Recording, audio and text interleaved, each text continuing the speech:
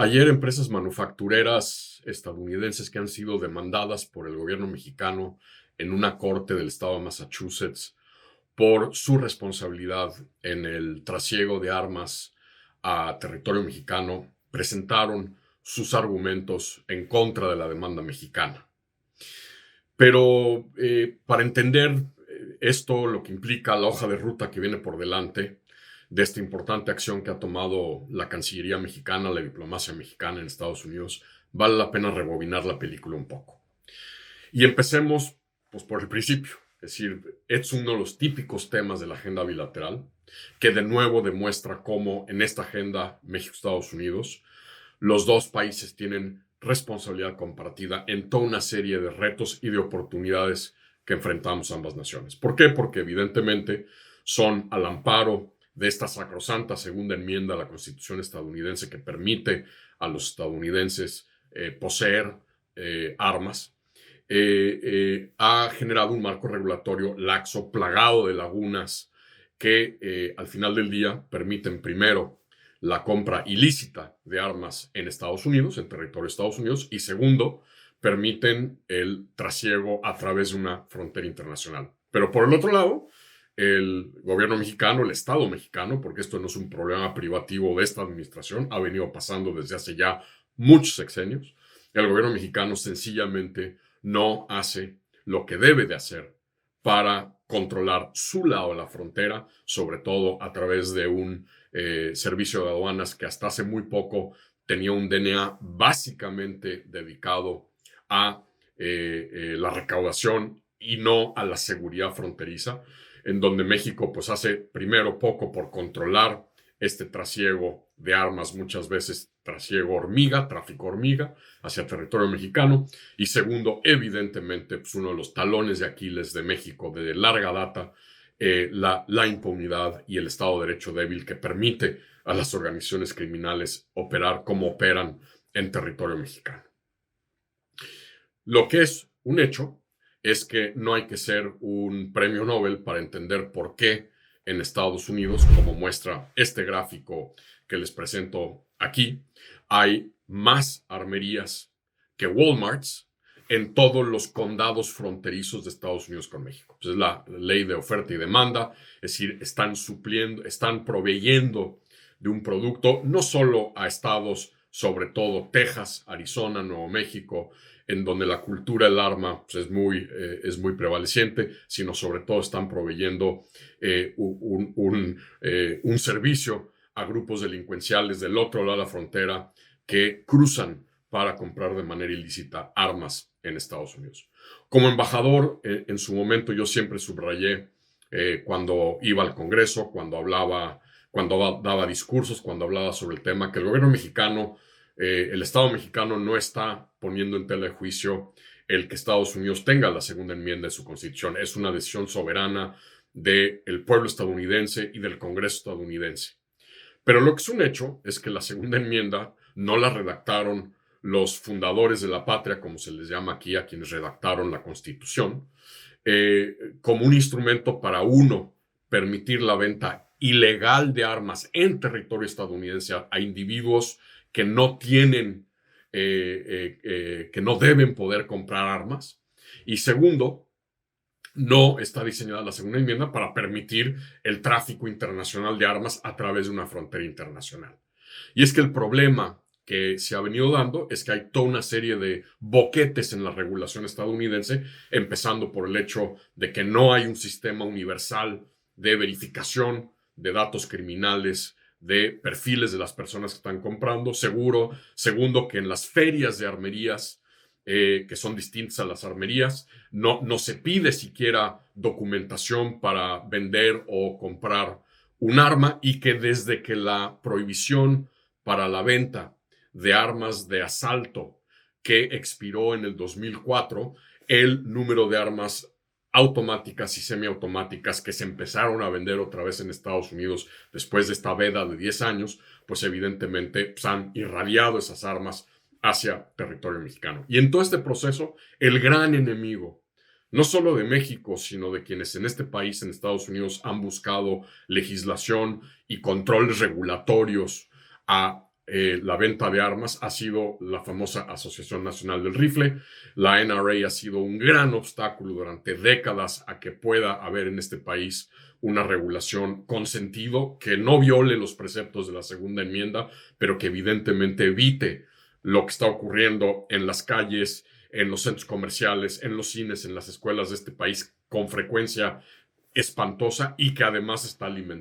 permitiendo alimentar el trasiego de armas hacia territorio mexicano. Incluso cuando yo fui embajador, varias veces le escribí al presidente de la Asociación Nacional del Rifle, Wayne LaPierre, para proponerle que nos sentáramos a trabajar juntos sin violar la segunda enmienda para encontrar maneras en que pudiésemos trabajar juntos para evitar la venta ilícita de armas y el trasiego de armas hacia territorio mexicano, y esas peticiones nunca fueron atendidas, nunca me respondió las llamadas, nunca quiso sentarse con nosotros, con el gobierno mexicano para discutir este tema. La decisión que tomó la Cancillería hace unos meses ya se había empezado a discutir en el gobierno mexicano en el 2011, precisamente a lo largo de estas líneas de lo que ha presentado ahora la Cancillería mexicana. No prosperó porque se acabó el sexenio, es decir, fue un proceso que empezó tarde en el 2011, ya con el 2012 encima, con un proceso político electoral y con un debate que fue importante y que yo encabecé en el sentido de que más que litigar contra los productores de armas, lo que había que hacer era litigar contra las armerías, es decir, los puntos de venta, aprovechando las armas exitosamente rastreadas por México y Estados Unidos después de haber sido aseguradas en México. Cada arma usada para matar, para abatir a un soldado, un marino, a un elemento de la policía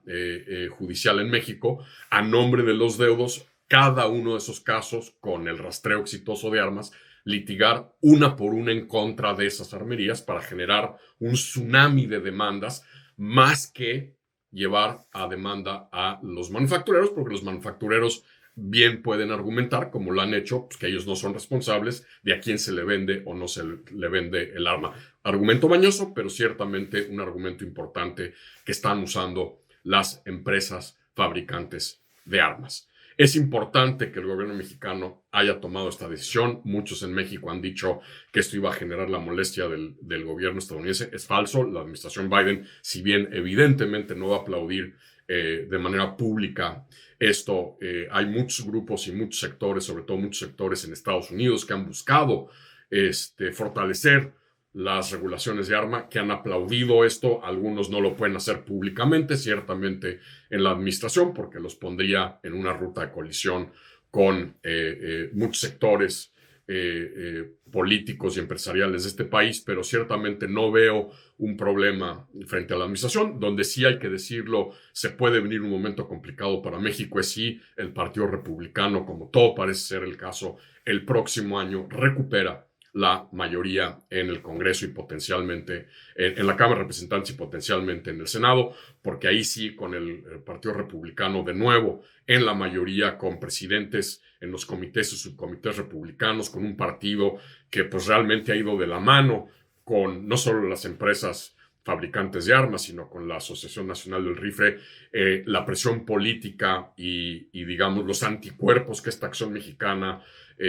podrían generar en ese sector de la derecha estadounidense, podrían generar francos de presión importantes para México. A más tardar, el 31 de enero del próximo año, México debe de responder a estos argumentos que han presentado las empresas. Los argumentos son, como todos anticipábamos, y no dejan de tener cierta razón, que es parte de la responsabilidad, o el argumento de las empresas es que la responsabilidad es del gobierno mexicano porque pues, no controla sus fronteras y no hay un Estado de Derecho sólido que garantice que el crimen organizado no las use de esta manera. No dejan de tener, siempre lo he dicho, razón en este sentido, porque ahí es donde México cojea en términos del Estado de Derecho y la impunidad. Es decir, el argumento de las empresas estadounidenses es pues, que en Estados Unidos se venden indiscriminadamente las armas y no tienen los niveles de violencia y de muertos por crimen organizado como los que tenemos en México. Pero sin duda alguna, creo que el gobierno mexicano ha hecho lo correcto. Si bien esta acción legal es posible que no prospere porque hay un gran obstáculo que brincar, que es una ley que se aprobó en el 2005 en Estados Unidos que protege a los comerciantes de armas, se llama Protection of Lawful Commerce in Arms Act, que hace que pues, las demandas civiles contra los que fabrican las armas, como la que ha presentado el gobierno de México, sean casi imposibles de llevar a buen puerto. Pero no obstante, me parece que esta decisión, que en este momento con la